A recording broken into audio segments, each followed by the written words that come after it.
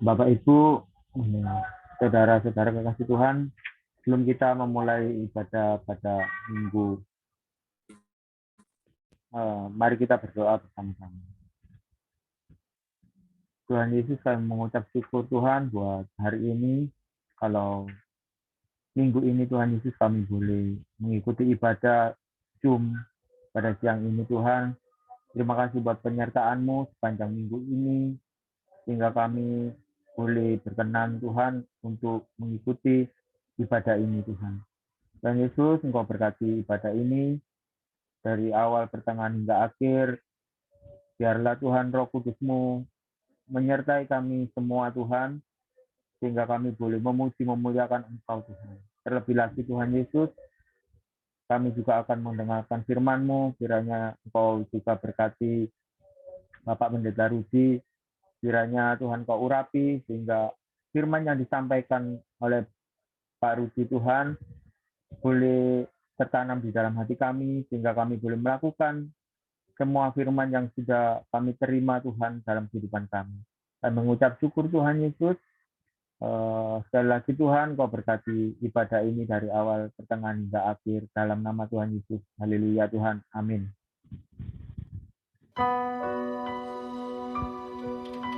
Kami hampiri tahta-Mu ya Tuhan, ke tempat kudus-Mu Yesus.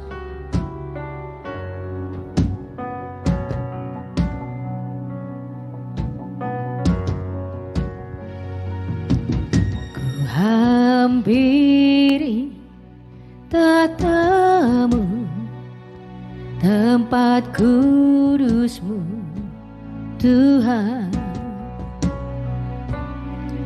Ku sujud dan tersungkur, pandang kemuliaan-Mu.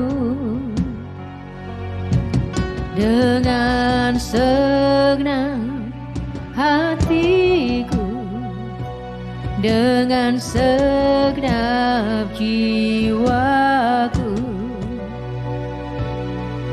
dengan segenap kekuatanku, ku mau mengasihi-Mu.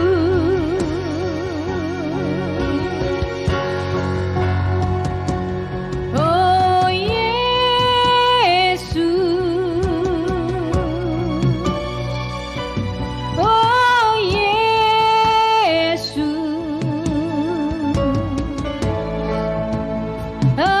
Anak domba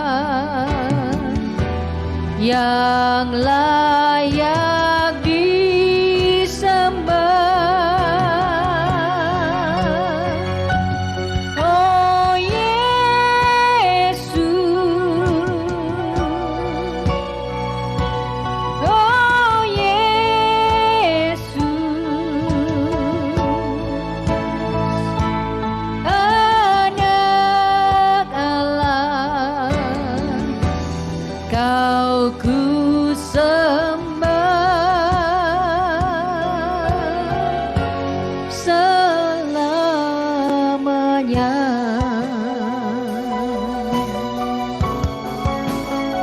Kami menyembah-Mu ya Tuhan.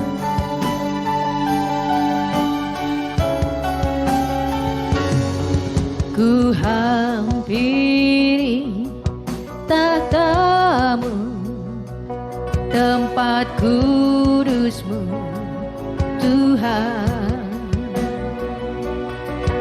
Ku sujud dan tersungkur, pandang kemuliaan-Mu.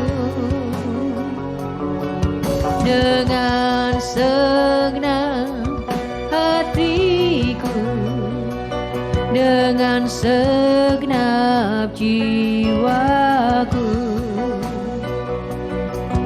dengan segenap kekuatanku, ku mau mengasihi-Mu.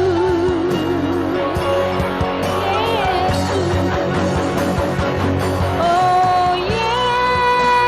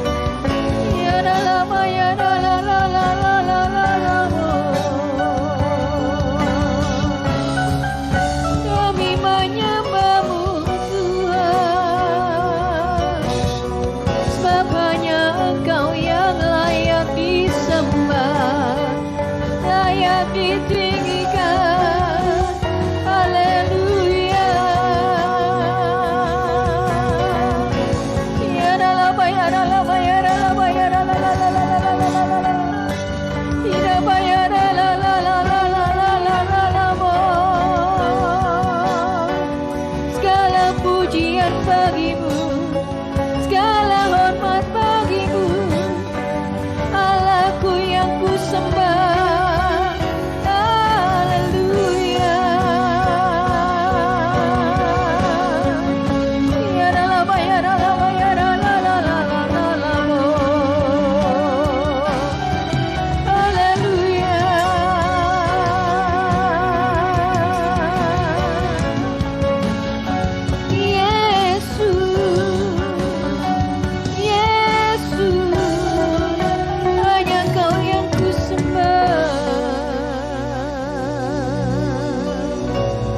Terima kasih Tuhan, terima kasih Tuhan atas segalanya, atas hidup ini yang Kau berikan bagi kami. Haleluya, haleluya, terima kasih Tuhan.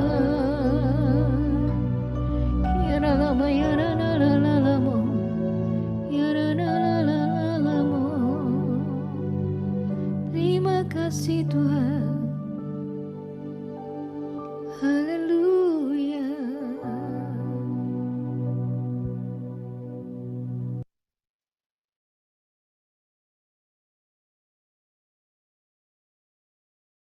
Siang, selamat bergabung untuk Bapak Rudi Teja. Welcome to our service Rehoboth. Pak Rudi. Selamat pagi. Ya Pak. Kapan berangkat ya Pak? Bulan depan Bu, minggu ketiga. Minggu ketiga bulan depan. Ya Pak. Iya betul. Doa kami mengiring perjalanan Bapak ya Pak. Apa yang Tuhan rencanakan dibuatnya berhasil dalam hidup. Terima Pak, kasih Bu. Terima kasih. Kita doakan kami ya Bu. Selalu Pak. Kami bawa dalam doa tiap hari Pak. Thank you. Terima kasih banyak Bu. Silahkan Pak Rudi. Monggo Saya langsung Pak. mulai ya. Ya doa ya Pak. Doa dulu. Oke. Mari kita berdoa jemaat sekalian. Tuhan, kami berterima kasih karena Tuhan masih mengizinkan kami bisa berjumpa bersama, belajar Alkitab bersama, dan kami bersyukur karena Tuhan selalu memberitahu kami isi hati-Mu Tuhan. Itu artinya ketika Tuhan masih bicara dengan kami masih dengar firman Tuhan, itu artinya Tuhan sayang pada kami. Tuhan mau bisik ke telinga kami untuk menenangkan kami, membuat kami semakin percaya bahwa kami tidak sendirian dalam hidup. Tuhan menjaga dan menyertai kami. Kami mau belajar firman Tuhan bersama-sama. Engkau memberkati kami. Ampuni hamba-Mu yang dosanya paling banyak di antara kami, supaya hamba-Mu boleh menyampaikan dengan benar seperti yang Tuhan maksudkan. Kami mengucap syukur di dalam nama Tuhan Yesus. Amin. Saudara-saudara, selamat pagi semua. Hari ini kita akan belajar satu bagian yang ada hubungannya dengan Paskah, karena minggu depan kita akan bersama-sama merayakan Paskah. Kita memperingati kematian Tuhan Yesus. Kita dalam masa-masa minggu ini adalah masa-masa yang tidak mudah. Kalau sudah tadi mendengar berita ada kejadian bom tadi pagi jam sekitar waktu Indonesia Barat sekitar 9:30 ya. Di Makassar 10:30 pagi ada bom dan pasti mendukakan banyak orang. Kita berdoa bagi jemaat yang tadi puji Tuhan mereka sudah selesai kebaktian lalu kemudian bom meledak. Kita berdoa supaya Tuhan tenangkan dan kuatkan. Nah, minggu-minggu ini adalah minggu-minggu kita merayakan memperingati Paskah. Kita semuanya mau merenungkan kembali tentang apa sih yang paling penting dalam hidup kita, karena firman Tuhan selalu mengingatkan kita punya banyak pilihan dalam hidup, tetapi apa sih yang paling penting? Karena waktu hidup kita kan pendek banget. Karena waktu hidup kita pendek, maka kita mesti pilih apa yang paling penting. Nah, hari ini kita mau bicara mengenai satu tema, because he lives, karena dia hidup, saya berani menghadapi masa depan bersama dengan Tuhan. Mari kita buka firman Tuhan. Kalau saudara punya Alkitab, kita buka dari Injil Lukas. Injil Lukas pasal yang ke-24. Hari ini kita nggak akan membahas semuanya, tapi kalau saudara punya waktu nanti setelah kebaktian selesai di rumah, saudara baca seluruh ayatnya sampai ayat yang ke-53 kalau nggak salah. Nah, hari ini kita akan fokus ke beberapa ayat saja untuk jadi penekanan. Mari kita memulai. Kalau saudara punya Alkitab, mari kita membaca ayat 1 sampai ayat yang ke-5 terlebih dahulu. Lukas pasal 24 ayat 1 sampai ayat yang ke-5. Saya membacakan, saudara membaca di rumah masing-masing ya. Tetapi pagi-pagi benar, pada hari pertama minggu itu, mereka pergi ke kubur membawa rempah-rempah yang telah disediakan mereka.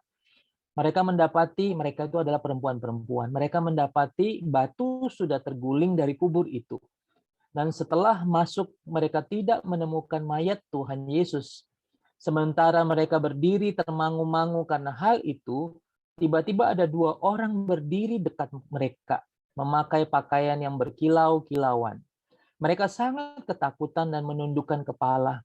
Tetapi kedua orang itu berkata kepada mereka, "Mengapa kamu mencari Dia yang hidup di antara orang mati?"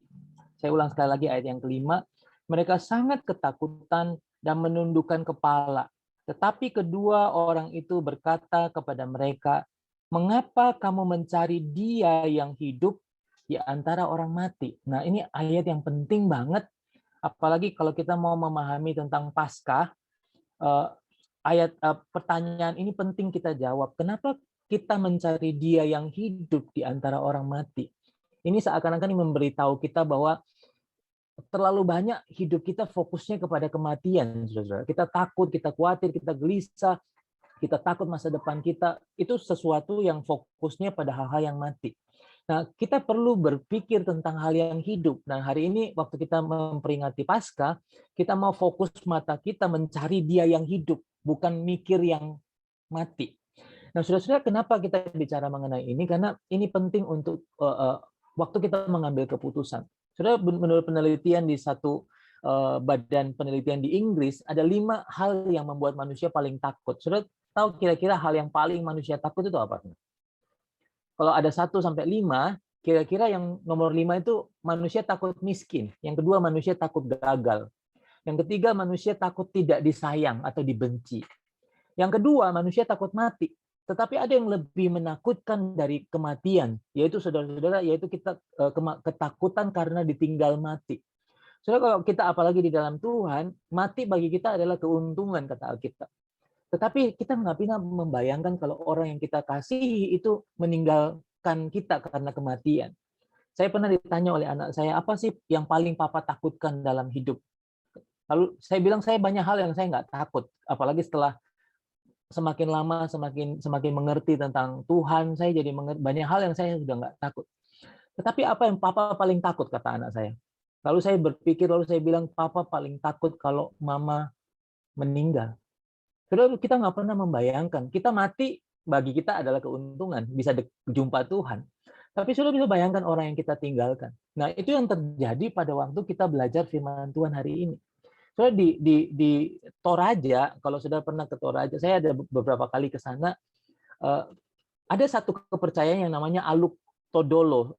Kalau sudah pergi ke waktu-waktu mereka membuat sebuah perayaan adat istiadat, ada satu kepercayaan yang disebut dengan Aluk Todolo, yaitu begini, mereka percaya bahwa orang yang sudah mati nanti akan dibakar. Lalu kemudian orang yang sudah mati itu kemudian akan pergi ke satu tempat, mereka tidak sebut itu sebagai surga, karena ini adalah kepercayaan animisme. Mereka percaya bahwa orang itu akan pergi ke satu tempat yang sangat jauh dan tidak akan pernah bisa dijumpai lagi. Maka orang-orang di Toraja, saudara-saudara kalau pergi ke Toraja, saudara akan kaget, karena banyak orang yang menaruh mayat orang yang mereka sayang itu di rumah. Jadi mereka nggak mau kuburkan, mereka nggak mau bakar, karena mereka berpikir kalau mayat itu sudah dibakar, mereka tidak akan jumpa lagi. Maka yang dilakukan oleh orang-orang dengan kepercayaan Aluk Todolo ini adalah mereka menyimpan mayat, ya mayat itu sudah diberi formalin dan sebagainya, lalu kemudian ditidurkan di kamarnya. Jadi seakan-akan orang ini masih hidup. Saudara kalau pergi ke sana, saudara, orang-orang di sana tidak kaget melihat orang yang sudah mati bertahun-tahun, badannya sudah mulai mengering karena sudah terlalu banyak formalin dan kulitnya sudah rusak, tetapi masih terbaring di tempat tidur. Ketika diwawancara, saudara, ketika saya tanya kenapa kok banyak orang melakukan ini, mereka bilang begini, kami mau melihat, misalnya mama, kami mau lihat mama setiap hari. Meskipun mama sudah tidak ada, secara hanya fisiknya saja, tapi mama sudah tidak ada. Tapi kami pengen lihat mama terus. Nah, saudara-saudara, itu yang sering kali kita alami sebagai orang, sebagai manusia. Kita pengen terus dengan orang yang dekat dengan kita, yang kita sayang. Tapi kenyataannya tidak gitu, saudara-saudara. Kenyataannya bahwa kita semuanya harus pergi saling mendahului. Berangkat ke pedalaman, kalau saudara, saya pernah mungkin cerita keadaannya kalau menggunakan pesawat kecil yang bisa naik dan turun semau pesawat itu. Dulu sangat menakutkan kalau naik pesawat. Mungkin nanti Tante Maria perlu sekali-sekali naik pesawat kecil itu ya. Jantungan tuh. Karena bisa naik dan turun drastis banget. Nah, saudara-saudara, pada waktu kita menghadapi hidup, seringkali kita nggak takut mati. Tapi saudara tahukah bahwa banyak orang-orang yang takut kalau kita pergi meninggalkan anak-anak kita, suami kita, istri kita, orang-orang yang dekat dengan kita. Nah, saudara-saudara, sebelum kita lanjut, pada waktu kita akan membahas tentang bagaimana perasaan orang-orang ketika Yesus dalam tanda kutip mati dan mereka merasa ditinggalkan. Mari kita berhenti sejenak dan kita coba ingat-ingat orang yang kita sayang, yang sudah pergi mendahului kita. Saudara-saudara, coba saudara pikir satu atau dua nama orang yang sangat penting, sangat saudara kasihi, yang sudah pergi mendahului kita ke rumah Bapa. Saya memberi waktu kira-kira 1-2 menit, saudara tunduk kepala, dan kita bersyukur untuk orang itu. Mari kita tunduk kepala sebentar, kita bersyukur untuk orang yang kita sayang, yang sudah pergi mendahului kita terlebih dahulu. Mari kita tunduk kepala sebentar, 1-2 menit.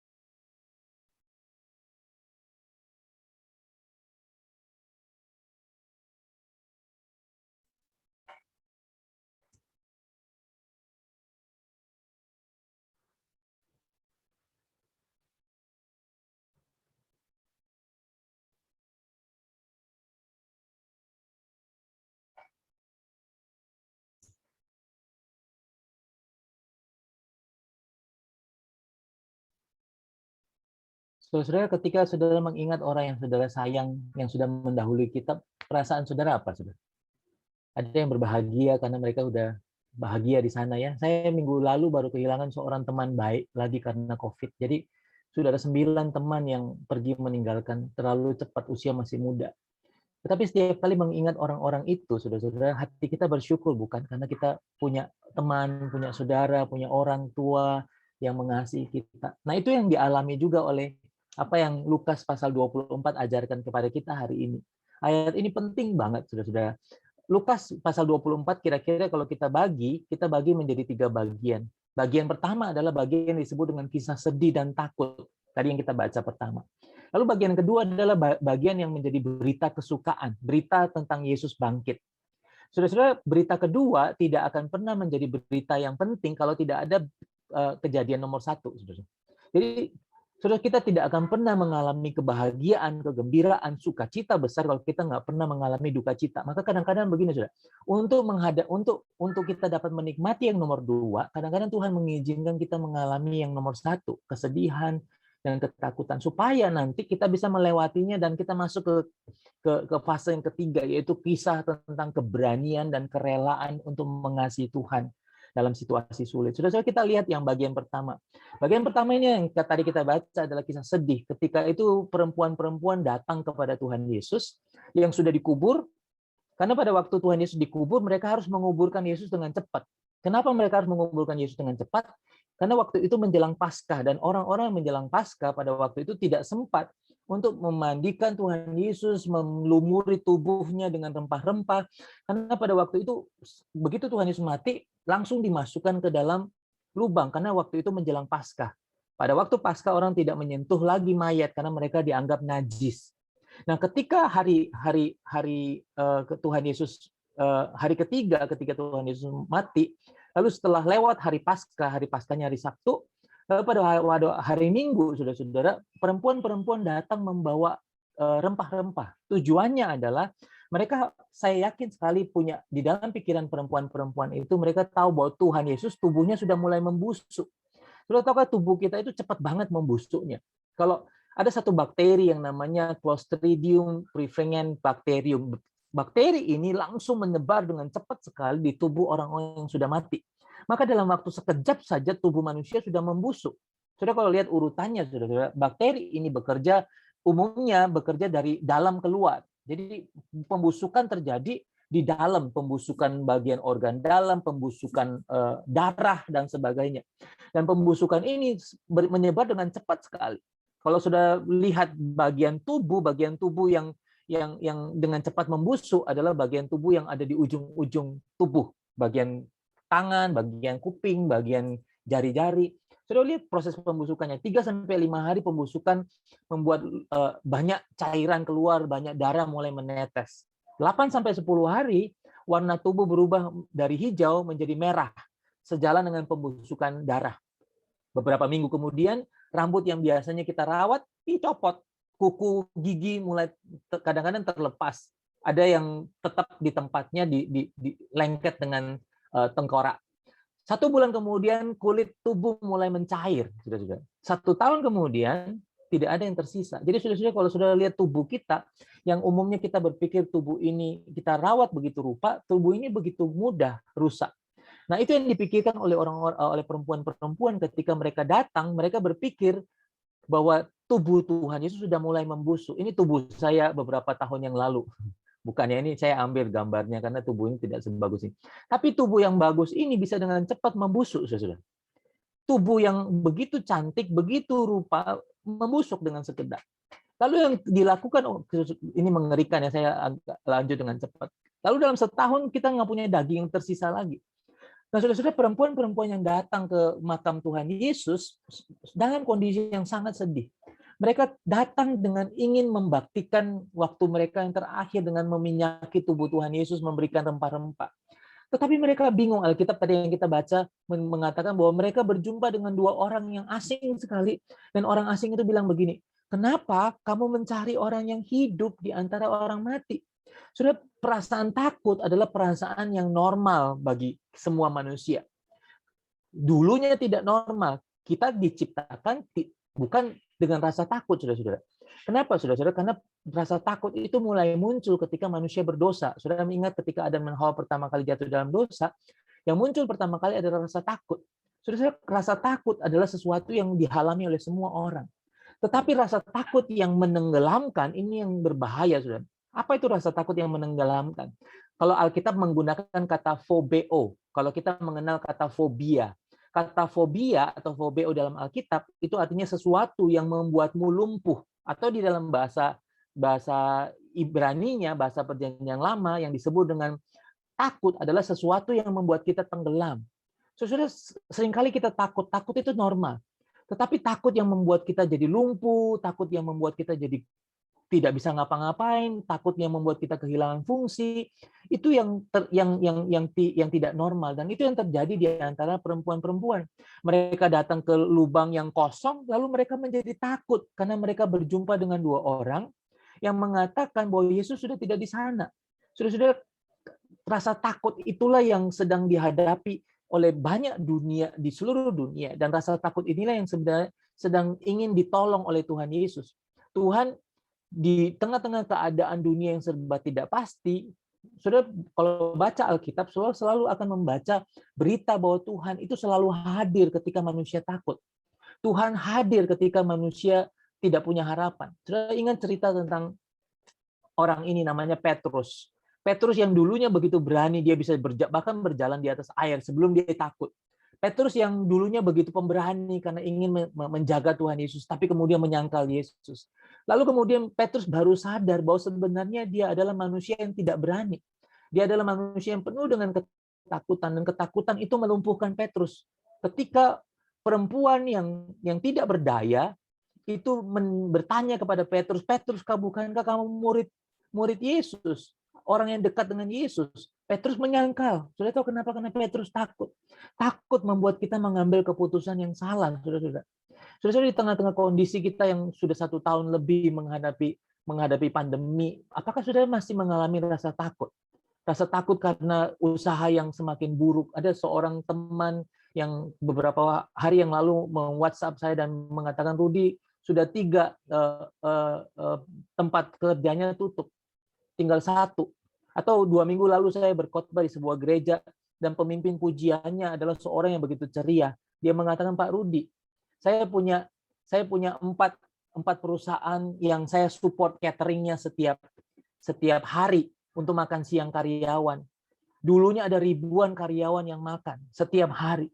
Tapi sekarang dari 4 perusahaan yang saya support cateringnya hanya tinggal 1. Dan yang 1 itu yang saya support cuma 40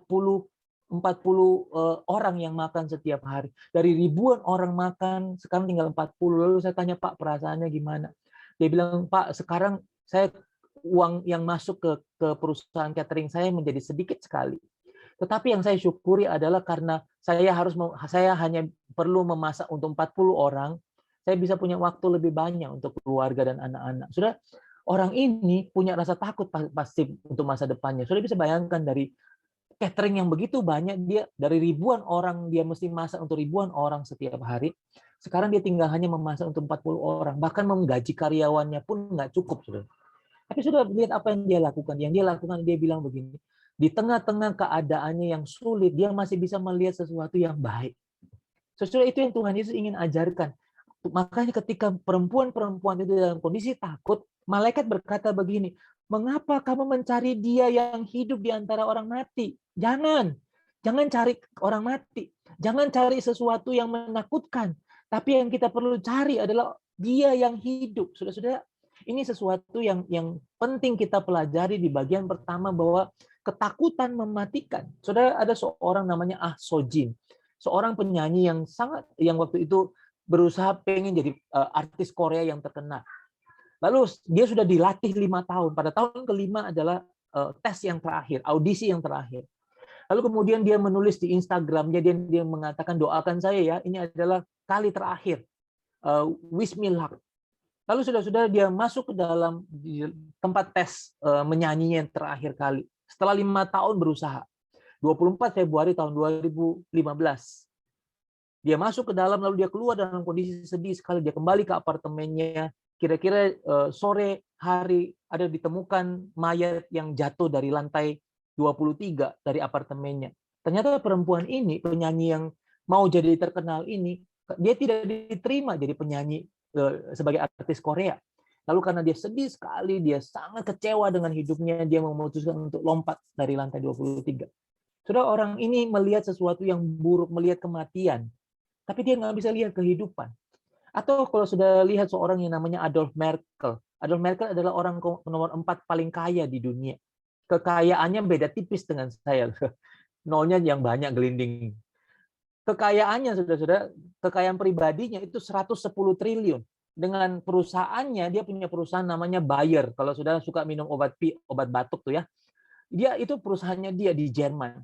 Orang paling kaya nomor 4 di dunia. Beberapa tahun lalu memutuskan untuk melompat ketika ada kereta datang, dia melompat mendekati kereta dan membiarkan kereta menabrak tubuhnya. Ketika istrinya ditanya apa yang membuat Adolf Merkel membunuh dirinya, istrinya bilang suaminya nggak bisa tidur. Karena setiap hari suaminya hanya melihat harga saham yang naik dan turun setiap hari. Sudah bisa bayangkan kalau orang yang punya uang 2.000 triliun dengan uang pribadinya 110 triliun begitu gelisah. Bagaimana dengan kita, sudah? Ternyata tidak, kita tidak gelisah. Bahkan ketika di tabungan kita hanya ada 200.000 saja, kita mungkin lebih berbahagia daripada dia yang punya 110 triliun. Kenapa, saudara? Karena Alkitab mengatakan kita melihat dia yang hidup di antara orang mati. Saudara-saudara, ketika kalau malaikat tanya kepada kita, mengapa kamu mencari dia yang hidup di antara orang mati? Apa jawab kita, saudara? Mari kita mulai berhenti melihat yang mati. Kita berhenti melihat kekhawatiran, kegelisahan, ketakutan, dan kita mulai melihat dia yang hidup. Lalu lanjutannya, saudara-saudara, pertanyaan yang kita mau jawab adalah gini, apa ketakutan kita sih yang paling besar? Kalau ketakutan kita yang paling besar membuat kita lumpuh, Alkitab mengatakan kita salah memilih keputusan, kita salah memilih prioritas dalam hidup. Saudara, yang kedua, saudara, ketika setelah masa ketakutan, kesedihan lewat, lalu yang disebut yang bagian kedua ini bagian sukacita. Bagian ini adalah ketika mereka tahu bahwa Tuhan Yesus tidak mati lagi, tapi Tuhan bangkit. Sudah, apa maknanya Tuhan Yesus bangkit di tengah-tengah COVID ini? Kami tadi pagi lagi ngumpulin uang, lalu anak-anak juga ngumpulin uang. Kami pengen ngasih angpau kepada seorang bapak yang penjual es lilin. Bapak penjual es lilin itu orang yang sudah tua. Dan anak saya setiap kali bapak itu lewat, mesti cari dompetnya untuk ngasih bapak itu. Nah, hari ini kami pengen memberikan dalam jumlah yang besar. Lalu kemudian begitu kami dengar suara es lilinnya lewat, karena es lilin itu hanya lewat di depan rumah kami setiap hari Minggu. Lalu ketika lewat, lalu kami cepat-cepat siapin, lalu ada angpau yang kami siapkan, lalu anak saya yang paling kecil ngasihkan. Seperti biasa, bapak ini pasti akan memaksa saya untuk mengambil es lilinnya dengan jumlah banyak. Saya bilang, Pak, tidak.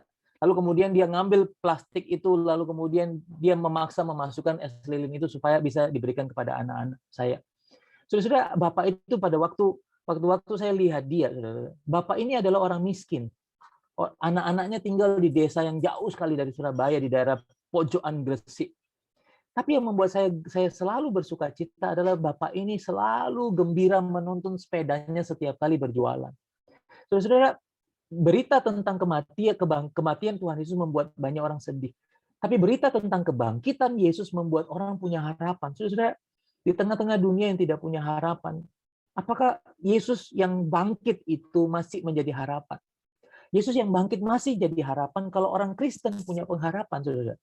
Waktu kita melihat orang susah, orang miskin, lalu hati kita tergerak seperti Yesus oleh belas kasihan, tiba-tiba dunia bisa melihat Yesus yang bangkit. Sesuai Alkitab mengatakan begini, mengapa kamu mencari dia yang hidup di antara orang mati? Dia tidak ada lagi di sini, dia sudah bangkit.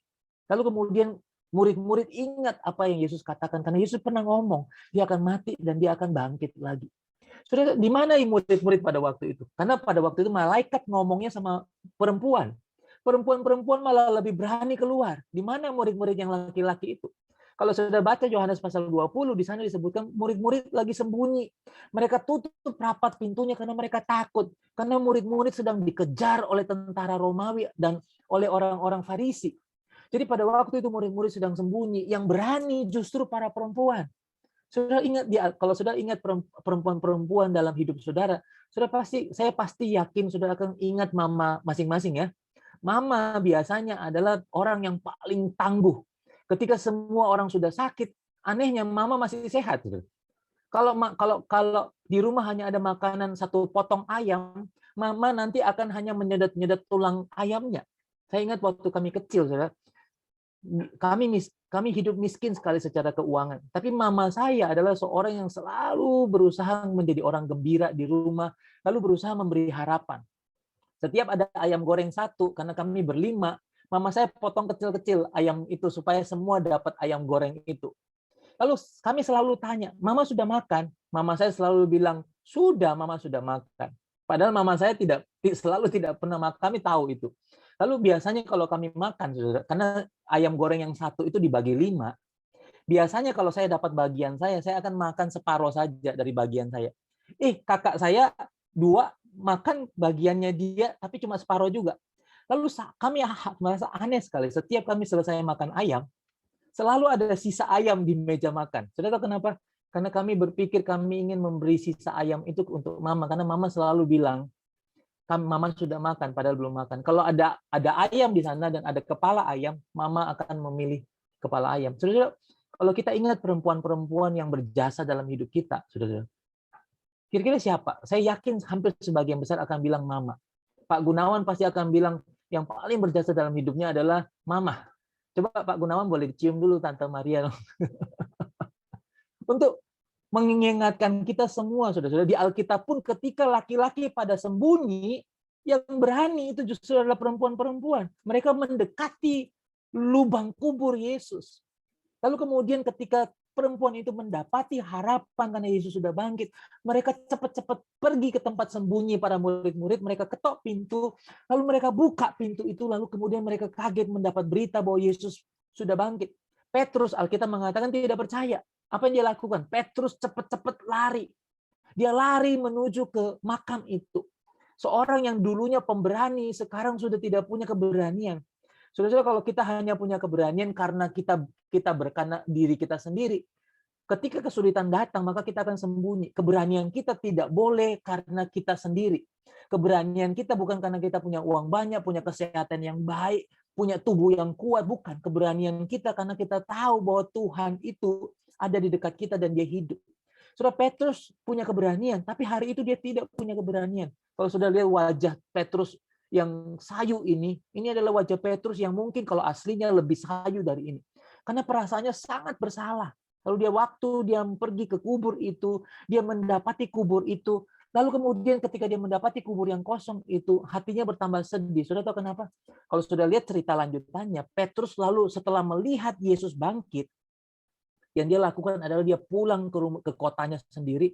Dia kembali menjadi nelayan karena dia selalu bilang begini, aku tidak pantas menjadi murid Yesus. Aku sudah berdosa terlalu berat. Saudara, Petrus hari itu mengambil resiko. Teman-temannya nggak mau, teman-temannya masih sembunyi. Tapi Petrus lari ke lubang itu untuk mengambil resiko. Saudara, menjadi orang Kristen kita selalu adalah orang yang mengambil resiko seperti Abraham yang mengambil resiko untuk percaya kepada Tuhan meskipun dia nggak lihat. Tuhan bilang dia akan punya anak. Sampai usia tua nggak ada anak. Tapi dia belajar mengambil resiko untuk percaya. Ayub, saudara-saudara, yang menderita selama 12 tahun. Saudara bisa bayangkan. Bukan 12 tahun, 21 tahun. Dalam kondisi seluruh tubuhnya luka. Tubuhnya kesakitan selama puluhan tahun. Tapi kalau saudara baca Ayub adalah seorang yang belajar berani mempercayai Tuhan. Saudara, orang yang percaya itu adalah orang yang paling berani. Kalau kita percaya kepada Tuhan, sebenarnya kita adalah pemberani paling hebat. Sebab nggak ada yang membuat kita takut, saudara. Kematian apalagi tidak membuat kita takut. Apalagi kehidupan, saudara. Banyak orang tidak berani menghadapi kehidupan karena melihat sesuatu yang menakutkan di depan. Sudah pertanyaan malaikat perlu kita ingat sekali lagi. Mengapa engkau mencari dia yang hidup di antara orang mati? Jangan lihat yang mati. Jangan lihat kegelisahan, lihat kehidupan. Sudah mengambil resiko untuk mempercayai Tuhan tidak mudah. Ada seorang namanya Ralph Tan. Kalau sudah pernah lihat filmnya, sudah di YouTube ada filmnya, judulnya adalah Love Never Fails. Sudah perlu nonton film ini. Ini film dokumenter ketika dia dari sehat, seorang artis di Hong Kong, seorang yang orang Singapura yang tinggal di Hong Kong, yang mengasihi Tuhan, yang setiap acara KKR dia adalah penyanyi KKR. Saudara. Dia adalah bintang film terkenal pada waktu itu. Tetapi dia setiap kali ada acara pelayanan KKR, dia selalu tampil sebagai penyanyi, karena dia pengen mengundang anak muda untuk datang ikut KKR itu. Padahal dia nggak dapat apa-apa dari sana. Satu hari menjelang dia menikah, lalu dia merasa badannya suka pusing, kepalanya suka pusing. Lalu kemudian mereka berpikir setelah mereka menikah, dia akan pergi periksa dokter. Lalu dokter bilang, ternyata di belakang hidungnya, persis di belakang hidungnya ada tumor besar, dan tumor itu ganas sekali. Lalu kemudian singkat cerita diberikan perawatan, pengobatan, lalu kemudian tumor itu mulai membesar. Dua matanya sudah tidak bisa melihat. Dia bahkan di dalam cerita itu, nanti sudah mesti nonton Love Never Fails, Ralph Tan. Waktu untuk minum satu gelas susu saja, saudara, dia nggak bisa minum. Dia mesti minum 2 jam untuk minum segelas susu. Tapi dia bilang begitu dia selesai minum segelas susu selama 2 jam baru selesai itu, di mulutnya selalu bilang puji nama Tuhan. Saudara, ketika dia berkhotbah, dia masih berkhotbah dalam situasi matanya nggak bisa lihat dengan jelas, mukanya penuh bengkak. Lalu dia berkhotbah dan dia bilang jangan takut. Dia ingat selalu apa yang Yosua 1 ayat 9 katakan. Sudah pasti ingat, jangan takut. Sebab Tuhan Allahmu akan berdiri di depan. Saudara-saudara, ketika dia mulai bertambah lama tambah sulit hidupnya. Lalu kemudian satu waktu sebelum dia meninggal dunia, dia sempat berkhotbah dengan suara lemah. Dia bertanya kepada jemaat, kalian tahu kenapa kanker itu dititipkan Tuhan di wajahku, bukan di bagian dalam tubuhku yang nggak kelihatan. Kalau kanker di perut nggak kelihatan, kanker di bagian dalam tubuh nggak kelihatan, kenapa kanker di bagian muka? Lalu kemudian dia memberitahu jemaat, supaya setiap kali kamu melihat mukaku, kamu melihat kasih Kristus yang sudah mati bagi kita. Setiap kali kamu melihat mukaku yang bengkak ini, kamu ingat muka Tuhan yang bengkak karena kita, yang dirajam, dipukulin, dihajar, diinjak, diludahi, sampai seluruh tubuhnya penuh dengan luka. Sudah, kenapa kadang-kadang Tuhan mengizinkan kita mengalami kesulitan? Supaya kita mengambil keputusan untuk belajar berani mempercayai Dia. Saudara-saudara, Ralph Tan adalah orang yang berani mempercayai. Pertanyaannya begini, saudara, apakah kita dalam situasi apapun dalam hidup, kita ngambil keputusan untuk berani mempercayai Dia? Di tengah-tengah situasi yang paling sulit, paling buruk, paling tidak pasti, saudara-saudara, maukah kita mempercayai Dia? Saya pernah ngomong kepada jemaat dalam khotbah beberapa tahun yang lalu, bahwa Tuhan ketika membentuk kita, Dia membentuk kita tidak dengan mudah. Kadang-kadang Dia perlu membanting kita. Kenapa, saudara? Karena kita adalah tanah liat yang kasar, tanah liat yang jorok, tanah liat yang kotor. Dia perlu membersihkan kita, Dia perlu membanting-banting kita, seperti kalau orang mau bikin periuk. Tukang periuk akan membanting-banting lalu menyediakan. Lalu kemudian ketika di ujungnya, saudara, setelah lewat penderitaan, lewat kesulitan, kita menjadi berharga. Saudara-saudara, Tuhan pada waktu mencipta kita menjadi periuk, Dia tidak mencipta kita menjadi periuk yang mahal. Saudara, saya pernah ngomong ini, kenapa Tuhan tidak mencipta kita menjadi periuk yang mahal? Karena periuk yang mahal itu perlu dijaga. Periuk yang mahal itu perlu dilindungi. Vas bunga yang mahal itu perlu dijaga terus-menerus, nggak boleh disentuh. Tapi vas yang murah, periuk yang murah, itu bisa dipegang oleh siapa saja. Tuhan membentuk kita menjadi periuk, bukan periuk yang mahal yang nggak bisa disentuh, tapi periuk yang harganya yang sederhana, yang hidupnya bisa dipakai oleh banyak orang. Saudara, hidup kita cuma sekali. Tapi hidup kita yang paling berharga adalah kalau kita mau membiarkan Tuhan memakai hidup kita. Ini foto Papa yang menjelang meninggal dunia. Saudara-saudara, kanker mengakhiri tubuhnya.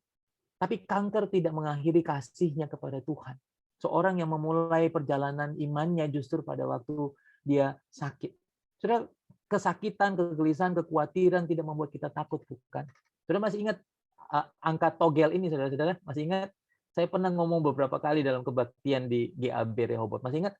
7474, 7474 adalah angka janji Tuhan. Seluruh janji Tuhan di dalam Alkitab. Tapi dari 7.474 janji Tuhan, lebih dari 5.000 janji Tuhan isinya sama, saudara. Isinya adalah aku menyertai kamu. Terus janji Tuhan sebagian besar adalah kata-kata kamu nggak akan sendiri. Aku akan pegang tanganmu. Kamu nggak akan mengalami kesulitan yang membuat kamu jatuh, tidak bisa berdiri lagi. Kamu akan mengalami kesulitan. Tapi kamu akan mengalami kesulitan, tapi kamu akan bangkit dan berdiri lagi. Sebab kenapa, saudara? Janji Tuhan bicara mengenai I will be with you always.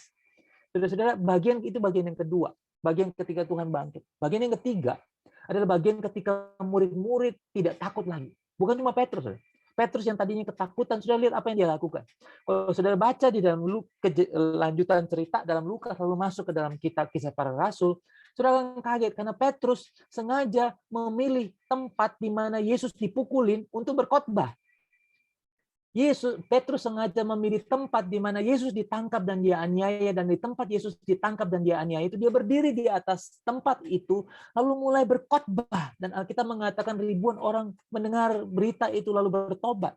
Waktu itu ada orang-orang mulai berbicara di dalam bahasa asing yang kita sebut dengan bahasa roh ketika orang-orang dipenuhi hidupnya dengan Roh Kudus. Saudara-saudara, kisah tentang penderitaan dan kekhawatiran dan kegelisahan dan kesedihan berubah menjadi sukacita ketika Yesus bangkit. Tetapi sukacita tidak berhenti di sana, saudara. Kita tidak sukacita hanya karena Yesus bangkit saja, tapi kita sukacita karena Tuhan mau pakai hidup kita. Saudara-saudara, Alkitab mengatakan ketika kasih dan ketakutan, ini kasih, ini ketakutan. Kasih dan ketakutan nggak bisa jalan bareng. Ketika di mana ada ketakutan, di situ tidak ada kasih. Alkitab mengatakan kasih yang sempurna melenyapkan ketakutan. Jadi kalau ketika ada kasih, tidak ada ketakutan. Kalau ada ketakutan, tidak ada kasih. Jadi saudara-saudara, kita hanya memilih. Kita mau hidup kita ada kasihnya Allah atau ada ketakutan dari iblis. Di dalam kasih tidak ada ketakutan. Kasih yang sempurna melenyapkan ketakutan. Ini membuat kita sadar begini, Tuhan mau pakai hidup kita. Waktu kita pertama kali mengenal Tuhan, kita itu kayak dikeluarkan dari dunia. Tapi kalau kita hanya berhenti di sini, kita akan jadi orang antik. Sudah pernah ketemu orang Kristen antik nggak? Nggak mau bergaul sama siapa-siapa. Kenapa? Kalau bergaul sama siapa-siapa takut berdosa. Orang antik itu tinggalnya sendirian, tidak punya siapa-siapa. Tapi kita dipanggil keluar dari dunia bukan untuk jadi orang antik, untuk jadi barang antik. Tapi kita dipanggil keluar untuk tinggal di tangan Tuhan. Kenapa di tangan Tuhan? Karena di tangan Tuhanlah kita dibentuk supaya kita jadi terang. Kenapa kita perlu jadi terang? Supaya pada waktu Tuhan mengirimkan terang itu lagi ke dunia, kita bisa membawa terang itu kepada dunia. Saudara masih ingat cerita? Saya pernah mungkin ngomong kepada saudara bagaimana Tuhan memanggil murid-murid. Murid-murid itu adalah orang-orang yang paling tidak qualified. Kalau murid-murid Tuhan Yesus mau mendaftar jadi hamba Tuhan di GAB Rehoboth, pasti jemaat tidak mau terima. Saudara tahu kenapa? Karena murid-murid Yesus adalah murid-murid yang lemah banget. Petrus omongnya besar tapi nggak ngapa-ngapain. Andreas itu mikirnya kelamaan. Yakobus itu pendiam. Yohanes itu sensitif, gampang tersinggung. Filipus itu mikirnya telat. Bartolomeus itu sombong. Thomas itu suka ragu-ragu. Matius suka berkhianat. Yakobus pemalu. Kalau suruh mimpin selalu malu. Tadeus suka bingung. Simon orang Selot licik, suka bikin adu domba. Yudas apalagi seorang mencuri. Jadi kalau saya tanya Bu Maria, mungkin kalau misalnya ada 12 orang ini mau jadi hamba Tuhan di GAB Rehoboth, kira-kira siapa yang mau dipilih? Nggak ada yang dipilih, saudara. Nggak masuk hitungan. Sebab semuanya 12-12-nya tidak masuk kriteria orang baik. Semuanya kelemahannya berat banget. Tapi saudara perhatikan, Yesus waktu memilih, Yesus sengaja memilih yang lemah. Kenapa Yesus memilih yang lemah? Supaya pada waktu kita jadi kuat, kita jadi berani, kita jadi kesaksian yang hebat, kita sadar itu bukan karena kita. Saya ingat, saudara-saudara, saya ini gagap sampai umur hampir 7 tahun. Sudah bisa bayangkan sampai kelas 2 SD, saya kalau ngomong itu gagap. Guru saya bilang, waduh ini anak ini nggak ada masa depannya ini. Karena ngomong saja nggak bisa, gagap. Saya gagap karena di rumah seringkali ada pertengkaran besar antara papa dan mama sebelum mereka berpisah. Saudara-saudara, tapi saya jadi heran ketika membaca Alkitab, belajar firman Tuhan, lalu menemukan justru Tuhan memilih orang-orang yang paling lemah, yang paling tidak masuk hitungan untuk jadi murid-muridnya. Saudara ingat cerita ketika Yesus mulai jadi pemimpin, lalu murid-murid jalan di sana, petantang-petenteng di sebelahnya Tuhan Yesus. Murid-murid kemudian berebut untuk menjadi siapa yang paling penting. Mereka pengen berdiri di dekat Tuhan Yesus kiri dan kanan. Beberapa bahkan suruh mamanya kasih tahu Tuhan Yesus. Yakobus dan Yohanes suruh mamanya kasih tahu Tuhan Yesus. Yang berdiri di samping kiri kanan harus anak-anakku. Murid-murid masih bertengkar tentang siapa yang paling penting. Lalu Tuhan Yesus bilang yang paling penting adalah mereka yang melayani, yang menjadi pelayan. Saudara, ketika murid-murid melihat mujizat, murid-murid tidak berubah hidupnya. Tapi ketika murid-murid melihat Yesus yang ditangkap, diperlakukan begitu buruk, lalu kemudian disalibkan dalam kondisi tubuh begitu hancur, tiba-tiba murid berubah. Saudara, yang membuat kita berubah, hati kita berubah. Itu bukan pada waktu kita melihat mujizat. Hati kita dan hidup kita berubah pada waktu kita menyaksikan, mengingat kembali tentang Kristus yang mati bagi kita. Betapa berharganya hidup kita sebagai manusia. Dan ketika murid-murid melihat Yesus mati, lalu Yesus bangkit, tiba-tiba murid-murid menjadi pemberani. Petrus yang tadinya cuma ngomong tok, istilahnya zaman sekarang, berani mati. Lalu dia bilang kalau waktu itu dia mau disalib. Lalu dia beritahu kepada orang-orang yang mau menyalibkan dia, jangan salib aku seperti Tuanku disalib. Balik salib itu karena aku tidak layak mati seperti Tuanku mati. Dia nggak mau disalib seperti Yesus, kan dia bilang dia nggak layak. Salibnya dibalik. Kalau saudara lihat cerita yang lain, Andreas, dia berangkat menjadi misionari ke Asia, lalu dicambuk dan disalibkan. Yakobus berangkat menjadi misionari, lalu kemudian dipukuli kepalanya, lalu dilempar sampai mati.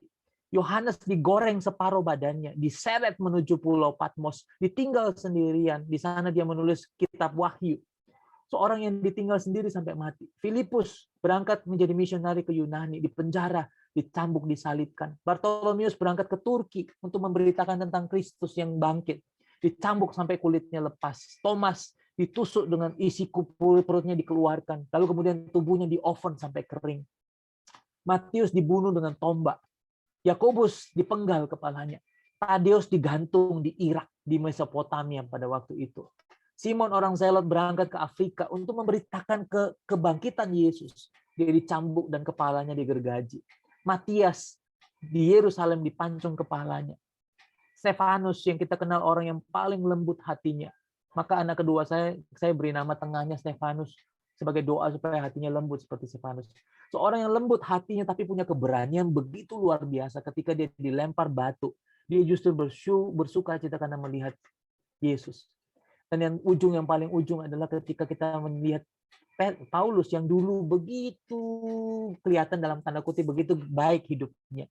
Tapi ketika dia mengikuti Yesus, dia mengatakan bagiku hidup adalah Kristus dan mati adalah keuntungan. Dan ketika namanya muncul, lotnya muncul, kepalanya dipancung. Dia disuruh berhenti memberitakan Kristus, tapi dia nggak berhenti. Tahu kenapa, saudara-saudara? Karena orang-orang yang mengalami kebangkitan Yesus tidak mau berhenti menceritakan tentang Yesus. Saudara, kalau kita lihat di dunia ada 65.000 orang mati tiap tahun karena Injil. Sebagian besar yang mati itu adalah anak-anak muda. Kalau saudara pergi ke seluruh dunia, saudara akan menemukan bahwa ada 3 miliar manusia belum pernah mendengar tentang Yesus. Di tengah-tengah keadaan yang sulit sekarang, saudara, kesempatan COVID ini adalah kesempatan kita membantu sebanyak mungkin orang. Saudara, kenapa? Karena kalau kita pergi kemana-mana, saudara makan es campur di pinggir jalan pun sekarang, saudara akan menemukan tukang es campur dalam kondisi sedih, saudara. Kondisi yang sulit. Saudara, kadang-kadang Tuhan hanya memakai uang kecil kita di dalam saku kita untuk membuat orang jadi melihat Yesus yang hidup. Sudah 3 miliar manusia belum pernah mendengar tentang Yesus dan sebagian besar ada di wilayah Timur Tengah. Indonesia nomor 43, negara yang paling mengerikan kondisinya pemberitaan Injil. Kalau sudah lihat di bagian Indonesia yang bagian barat itu adalah bagian yang sebagian besar belum pernah mendengar Injil. Tapi kalau sudah pergi ke bagian timur, di sana adalah kantong-kantong kemiskinan. Di Papua, saudara-saudara, angka kematian karena HIV/AIDS begitu tinggi.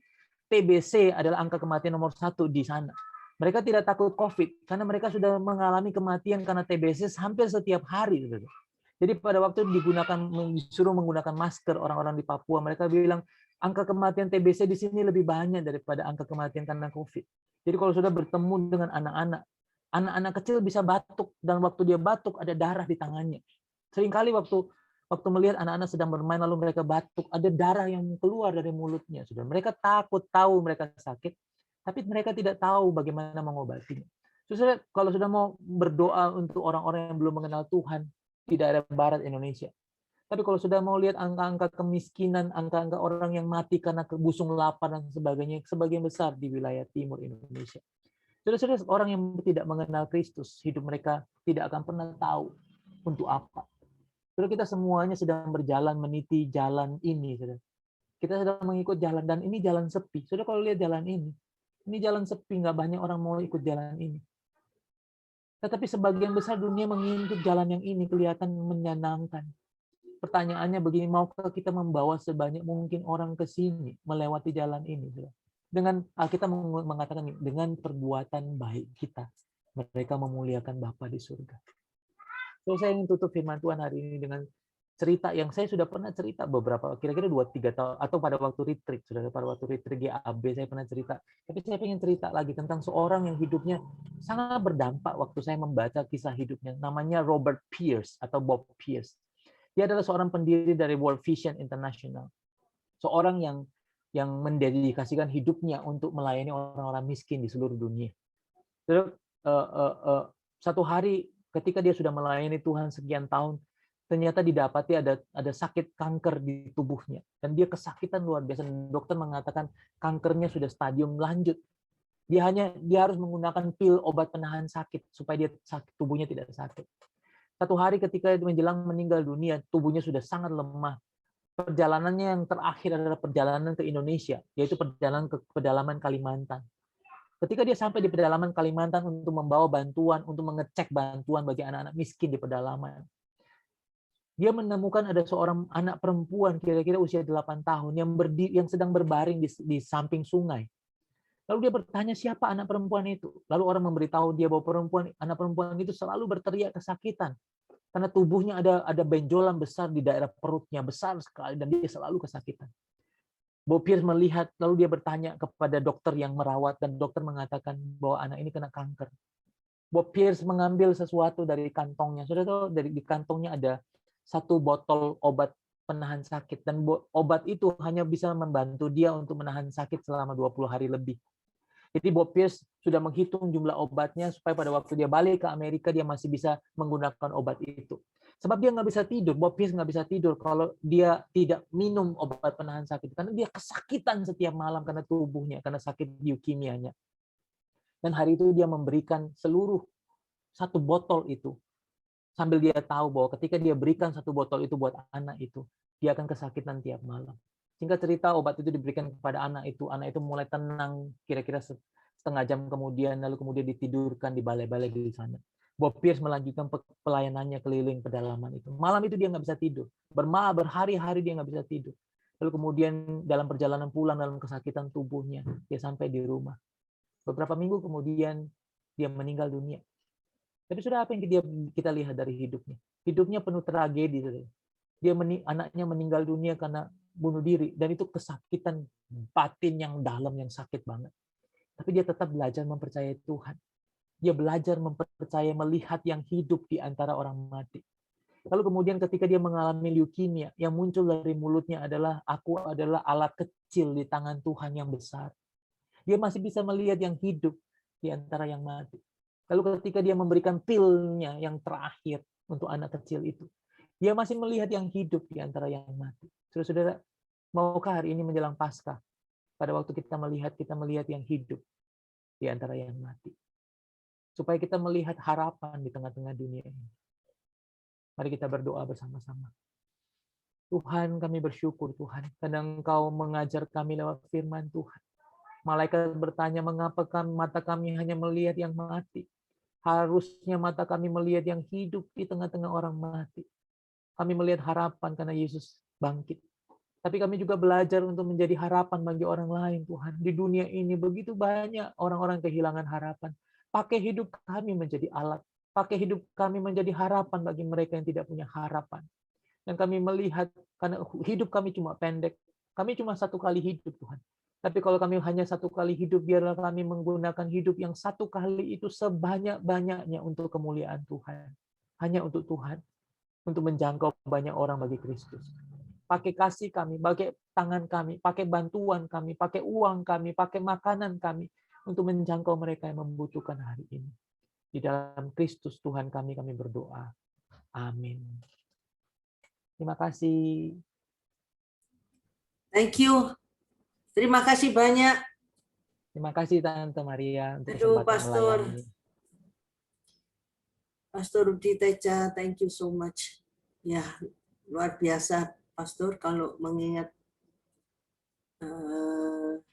penderitaan yang ada di Indonesia bagian timur seperti Bapak katakan itu luar biasa, dan Pastor dengan segenap keluarga tinggal di sana melayani mereka. Terima kasih banyak Pastor untuk kasihnya kepada sesama. Terima kasih Tante Maria. Luar biasa ya Pastor, ada hal-hal yang lebih lagi yang kita tidak pernah tahu. Amin. Karena ya kurangnya informasi, dan saya kira kami masing-masing sudah diberi porsi di dalam pelayanan ya Pastor. Betul Bu Maria. Bu Maria juga tetap setia, semangat. Ya, jadi berkat terus-menerus. Saya dengan pelayanan saya di sini, kemampuan saya sekian. Pak Rudi Teja dengan kemampuan yang lebih, dan dengan rencana Tuhan yang lebih, masing-masing kita sudah direncanakan oleh Tuhan. Saya hanya berdoa untuk Pak Rudi yang 3 minggu kemudian ini akan pindah ke sana, artinya kembali ke sana. Doa kami menyertai Pak Rudi dengan segenap keluarga. Selalu ada pertolongan Tuhan, Pak, untuk Bapak dan keluarga. Makasih Tante. Saya, Pak. Thank you so much, Pak Thank you. Rudi Teja. Silahkan lagi untuk lanjut. Pengumuman gereja GAP Rehoboth untuk minggu ke depan. Untuk ibadah Zoom doa malam, yang biasa hari Rabu diganti hari Selasa tanggal 30 Maret 2021 pukul 6:30 malam. Jadi lebih maju jam 6:30 malam. Di situ ada malam kesembuhan yang disampaikan oleh Pastor Samson Dabas.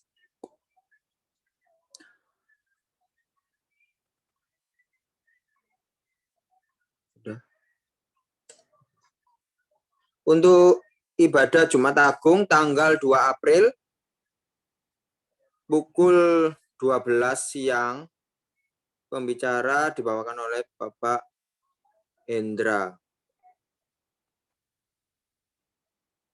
Untuk ibadah Zoom Minggu disertai perjamuan kudus tanggal 4 April di bulan April 2021 jam 12 siang, pembicara Pastor Daniel Rats. Demikian pengumuman gereja. Tuhan Yesus memberkati. Oke, ada sedikit tambahan ya. Mohon maaf ada ralat. Jadi ibadah untuk hari Jumat, bentar ya saya tampilkan. Ibadah hari Jumat Agung ini, hari Jumat ada ibadah pukul 12, ini disertai dengan perjamuan kudus. Ya, jadi diganti perjamuan kudusnya pada hari Jumat, sedangkan minggunya tidak ada perjamuan kudus. Kemudian ibadah untuk hari Rabu, untuk Rabu sekali saja ya, untuk 31 Maret ini diganti. Jadi tidak ada ibadah Rabu, diganti hari Selasa. Ibadahnya itu akan dilayani oleh Pastor Samson Dabas. Dan juga tolong diperhatikan waktunya ya, tidak dimajukan. Jadi sebelumnya yang 7.30, sekarang 6.30. Ya, karena biar bisa panjang, karena biasanya Pak Pastor Samson Dabas ada pelayanan untuk kesembuhan. Sekian, sebelum kita akhiri, kita dengarkan satu pujian.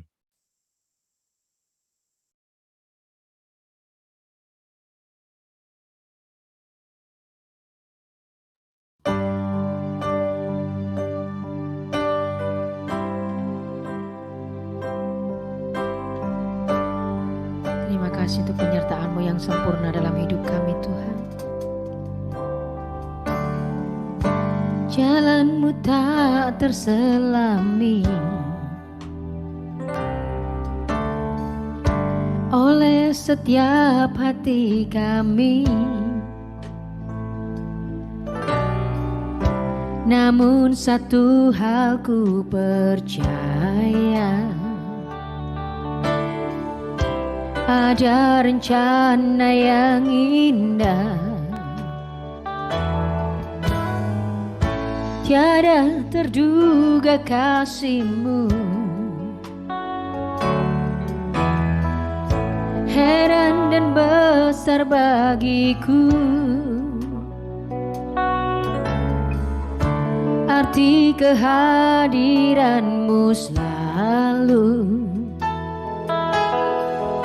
nyata di dalam hidupku.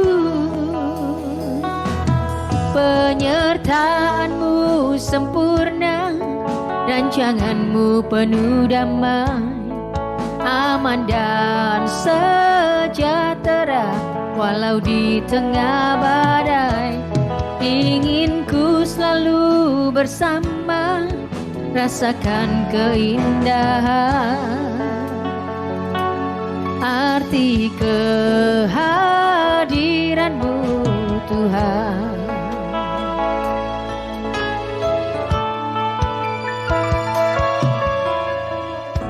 Jalan-Mu tak terselami oleh setiap hati kami. Namun satu hal ku percaya, ada rencana yang indah, tiada terduga kasih-Mu, heran dan besar bagiku. Arti kehadiran-Mu selalu nyata di dalam hidupku. Penyertaan-Mu sempurna, rancangan-Mu penuh damai, aman dan sejahtera walau di tengah badai. Ingin ku selalu bersama, rasakan keindahan arti kehadiran-Mu Tuhan. Penyertaan-Mu sempurna, rancangan-Mu penuh damai, aman dan sejahtera walau di tengah badai. Ingin ku selalu bersama, rasakan keindahan arti kehadiran-Mu Tuhan. Penyertaan-Mu sempurna, rancangan-Mu penuh damai, aman dan sejahtera walau di tengah badai. Ingin ku selalu bersama, rasakan keindahan arti kehadiran-Mu Tuhan. Arti kehadiran-Mu Tuhan. Arti kehadiran-Mu Tuhan.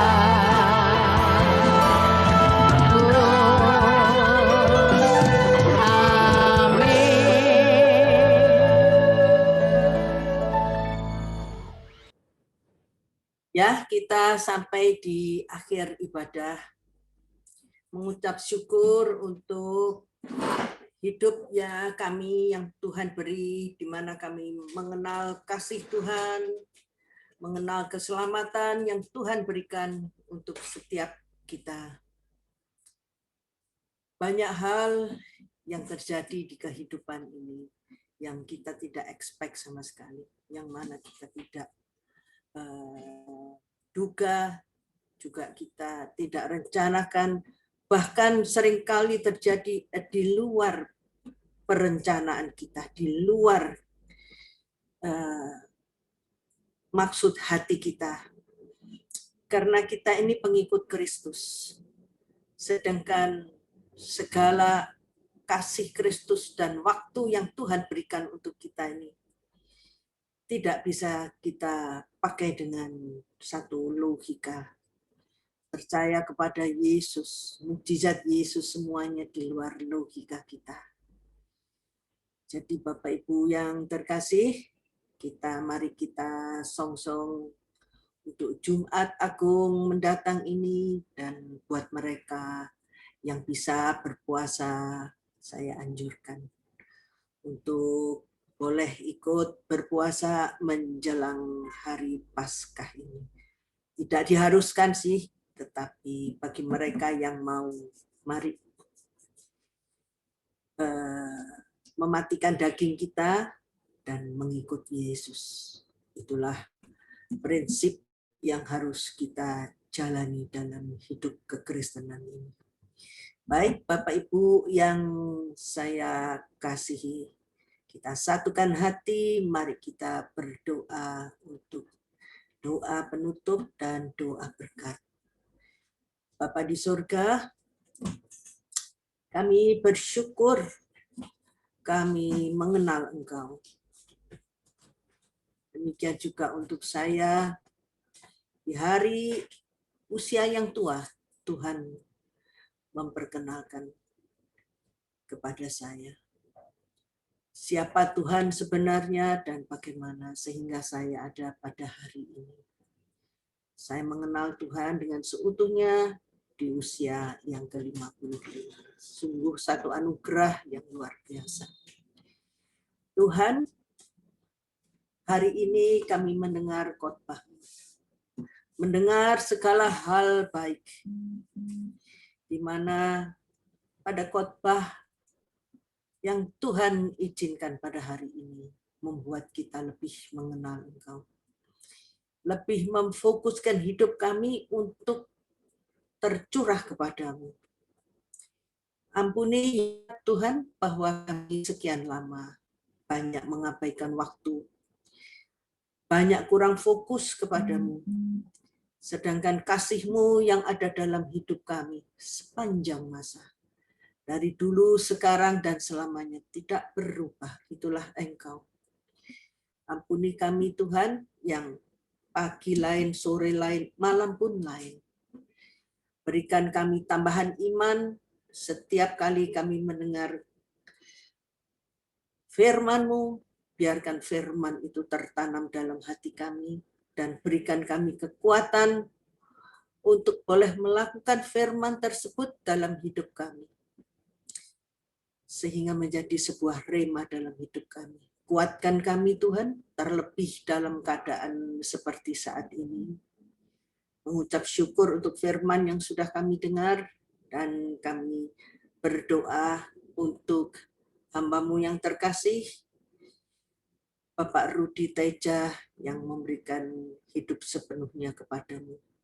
Kiranya Tuhan memberkati hidup dari Pak Rudi Teja, Tuhan tambah-tambahkan perlindungan, tambah-tambahkan segala hal baik. Tuhan tambah-tambahkan juga perlindungan kesehatan bagi seluruh keluarga. Dan ketika Pak Rudi berangkat menuju ke Papua, kiranya tangan Tuhan tidak pernah lepas dari hidupnya sekeluarga. Dan Tuhan berikan hikmat yang lebih lagi kepada Pak Rudi Teja selain berkat dan perlindungan untuk seluruh keluarga, istri, dan anak-anaknya. Terima kasih Tuhan Yesus, Engkau sudah mengirim hamba-Mu yang terkasih, dan apa yang dikerjakan Pak Rudi dengan segenap keluarganya kiranya Tuhan buat berhasil. Dan di dalam nama Tuhan kami Yesus Kristus, hamba-Mu layangkan doa ini kepadamu ya Bapa. Dan juga untuk kami berdoa juga untuk jemaat yang lain yang pada hari ini belum hadir pada ibadah ini, dimanapun mereka berada, apapun yang sedang mereka alami, tangan Tuhan tidak pernah lepas daripada mereka, dan pertolongan kepada mereka selalu tepat pada waktunya. Kami juga berdoa untuk mereka yang sakit. Siapapun, mungkin saudara daripada jemaat, teman yang Anda tahu, Anda boleh doakan di doa ini, karena baru saja Tuhan mengatakan untuk berdoa bagi mereka yang sakit. Ini spontanitas saja. Bapa, kami percaya bahwa Engkau pada saat ini menyembuhkan mereka yang sakit. Siapapun itu Tuhan yang jemaat bawa di dalam doa saat ini, di dalam nama Yesus, Tuhan sembuhkan bagi setiap yang sakit yang namanya didoakan oleh masing-masing jemaat pada saat ini. Haleluya. Tiada yang mustahil bagimu Tuhan. Kami percaya ada kesembuhan yang terjadi. Mukjizat-Mu tak pernah habis dalam hidup kami. Mukjizat-Mu selalu ada seiring dengan adanya dunia. Di dalam nama Yesus, Tuhan sembuhkan. Dan juga siang hari ini kami tutup ibadah ini Tuhan dengan ucapan syukur. Kami angkat tangan kami Tuhan, tanda kami berserah kepadamu. Terjadilah atas hidup kami sesuai dengan rencanamu. Engkau Allah yang maha tahu. Engkau Allah yang maha baik. Kami anak-anak-mu tidak pernah terlantar. Tidak pernah meminta-minta seperti firman-Mu ya Tuhan. Semua kami dalam keadaan baik karena Engkau mengiring setiap langkah kami. Firman-Mu menjadi pelita dalam hidup kami. Terpujilah nama-Mu Tuhan kami Yesus Kristus yang hari ini Bapa di surga mencurahkan segala berkat yang terbaik kepada setiap anak-anak yang mengangkat tangannya pada saat ini. Pulanglah dengan damai daripada Yesus yang sudah disalibkan untuk kita semua. Damai Tuhan tidak pernah habis dalam hidupmu. Dari sekarang sampai Maranatha, sampai Tuhan datang untuk yang kedua kalinya. Mari jemaat saat ini yang hadir sudah terima firman, terima segala yang baik dari Bapa di surga. Mari sama-sama kita ucapkan haleluya. Amin. Tuhan Yesus memberkati setiap kami.